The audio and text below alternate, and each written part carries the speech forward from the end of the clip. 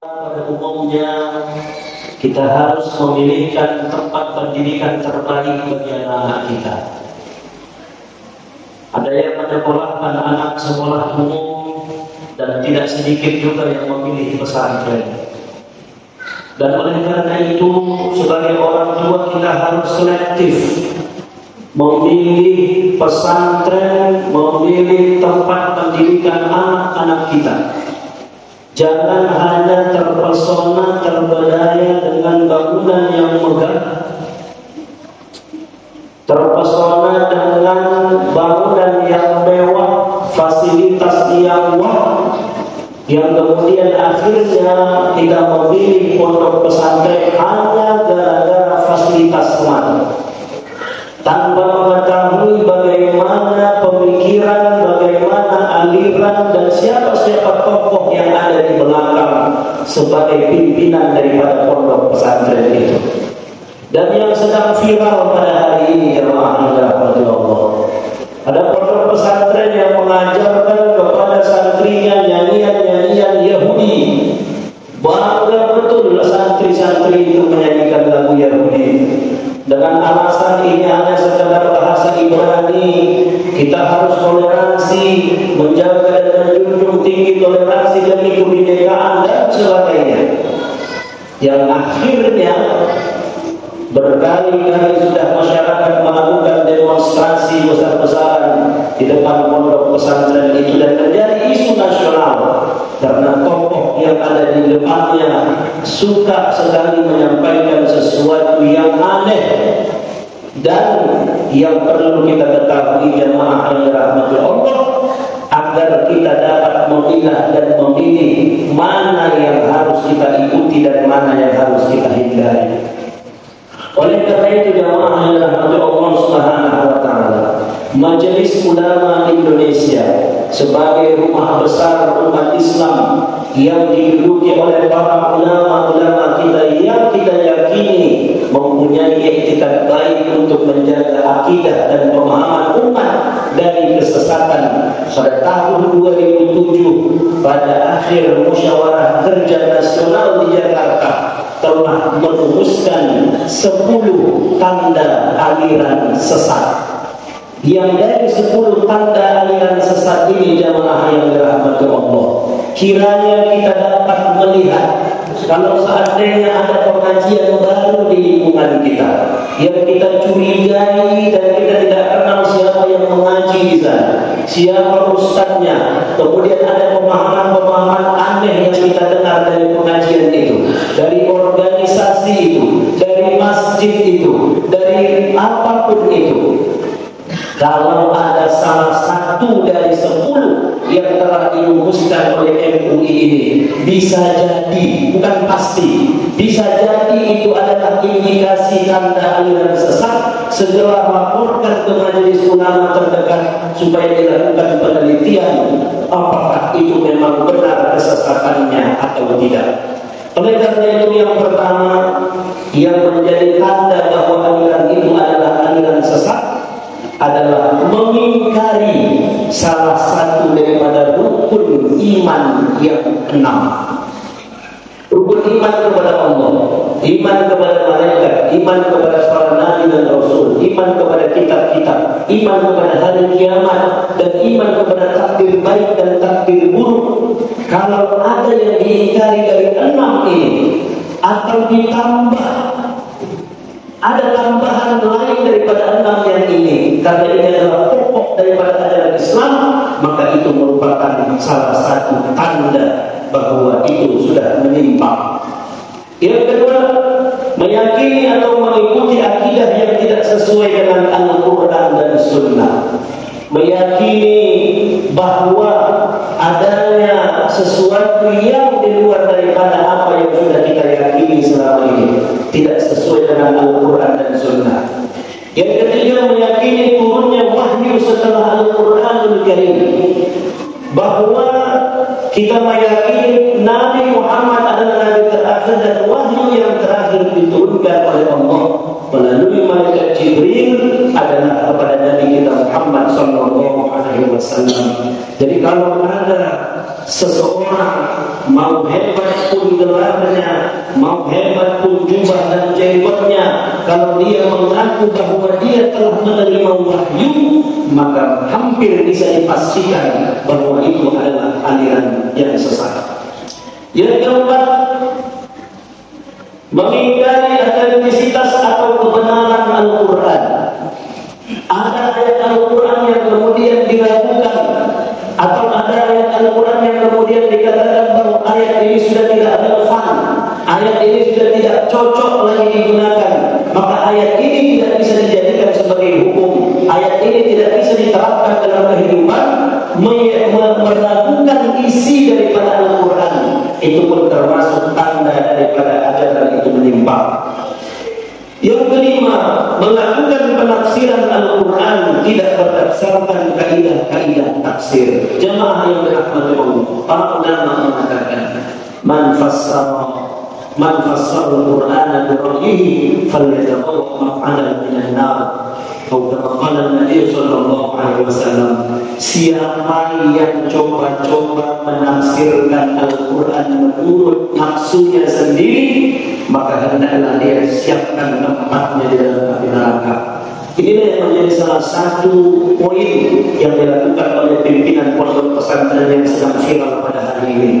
Dia buat salat berjalan-jalan. Katanya pertama gara-gara COVID, udah habis pun COVID tetap juga dibuatnya seperti itu. Dia berdalih ayat Al-Quran, idza qila lakum tafassahu fil majalis yafsahillahu lakum. Apabila kalian berada di dalam satu majelis, maka berlapang-lapanglah kalian. Dia tafsirkan ayat ini menurut seleranya sendiri. Tidak ada satu ulama dari zaman dahulu sampai sekarang yang menafsirkan ayat itu untuk sah salat. Bahkan Nabi sallallahu alaihi wasallam mengatakan, apabila sudah hendak salat, sawu sufufakum fa inna tasfiyata sufuf min tamam salat. Luruskan, rapatkan saf, karena lurus dan rapatnya saf salat berjamaah adalah kesempurnaan daripada ibadah salat. Tidak ada penafsiran ulama yang mengatakan bahwa berjarak-jarak untuk sholat. Dia tafsirkan ayat itu sendiri, maka ini salah satu tanda bahwa dia telah menyimpang daripada ajaran Islam. Kemudian yang keenam, mengingkari kedudukan hadis Nabi sebagai sumber ajaran Islam. Nabi bersabda, taraktu fikum amran la tadillu abadan idza tamassaktum bihima. Aku tinggalkan kepada kamu dua wasiat, dua pusaka yang apabila kalian berpegang teguh keduanya, kalian tidak akan pernah tersesat, yaitu Al-Quran dan Sunnah. Ada satu kelompok dari kalangan kita kaum muslimin yang hanya mengakui Al-Quran saja. Kita harus kembali kepada Al-Quran. Hadis itu adalah ucapan Nabi. Nabi adalah manusia biasa yang pasti bisa melakukan kesalahan. Maka hadis tidak bisa dijadikan pedoman dalam kehidupan. Akhirnya mereka mengkaji Al-Quran saja dan tidak mempercayai hadis Nabi. Kalau ada kelompok yang tidak mempercayai hadis Nabi, bisa dikategorikan sebagai tanda bahwa pengajian itu adalah aliran sesat. Kemudian yang ketujuh, menghina, melecehkan, merendahkan para sahabat-sahabat Nabi. Sahabat Nabi SAW, Abu Bakar, Umar, Utsman, Ali, dan ribuan dari sahabat-sahabat yang hidup bersama Nabi SAW, yang Allah katakan radhiyallahu anhum wa radu an. Allah meridhai mereka dan mereka pun ridha kepada Allah. Adalah orang-orang yang dipilih langsung oleh Allah Subhanahu wa taala. Menghina mereka, melecehkan mereka adalah sebuah perbuatan yang tercela. Ini yang dilakukan oleh sebagian kelompok dari Syiah. Kelompok Syiah yang mengkafirkan Abu Bakar, yang mengkafirkan Umar, yang mengkafirkan Utsman bin Affan, yang menghina istri Nabi Aisyah radhiyallahu anha. Maka Syiah sampai saat ini telah ditetapkan sebagai aliran yang sesat oleh para ulama kita. Kemudian yang kedelapan, mengingkari Nabi Muhammad sebagai Nabi dan Rasul yang terakhir. Sekali lagi jemaah yang dirahmati Allah, bahwa Nabi Muhammad SAW ijma' para ulama dan kaum muslimin adalah khatimul anbiya wal mursalin, penutup para nabi dan rasul. La nabiyya ba'da, tidak ada lagi Nabi dan Rasul setelah Nabi Muhammad. Maka siapa saja yang mengaku menjadi Nabi dan Rasul, atau pengajian itu mengangkat salah satu gurunya menjadi Nabi dan Rasul, maka bisa dipastikan bahwa itu adalah aliran sesat, sama seperti yang dilakukan oleh Ahmadiyah Qadiani, kelompok Ahmadiyah yang kemudian mengatakan Mirza Ghulam Ahmad dari India adalah Nabi terakhir setelah Nabi Muhammad. Maka sampai saat ini Ahmadiyah sudah difatwakan sesat oleh para ulama. Dan kalau ada di kampung kita, di daerah kita, apalagi daerah-daerah tertentu yang kemudian mengaku menjadi Nabi, sudah menerima Rasul, sudah menerima wahyu, bertemu dengan malaikat Jibril, maka itu bisa dipastikan adalah aliran sesat. Yang kesembilan, mengubah, menambah, mengurangi pokok-pokok ibadah yang telah ditetapkan oleh syariat, seperti tidak wajibnya haji ke Makkah dan haji menunaikan ibadah haji ke tanah suci, dan tidak mewajibkan sholat 5 waktu. Jadi kalau ada pengajian kelompok yang mengatakan tak perlu haji ke Makkah, tak perlu berangkat haji ke tanah suci, cukup di India saja, atau cukup di Indramayu saja, berputar-putar di pondok pesantren ini pun sudah dibilang haji, maka hampir bisa dipastikan sesat itu. Atau tak perlu sholat 5 waktu, sholat itu hanya fajar dan sholat malam saja, tidak ada sholat 5 waktu karena tidak ada dalam Al-Quran. Maka ini pun sudah menjadi tanda kalau pengajian itu adalah pengajian yang sesat.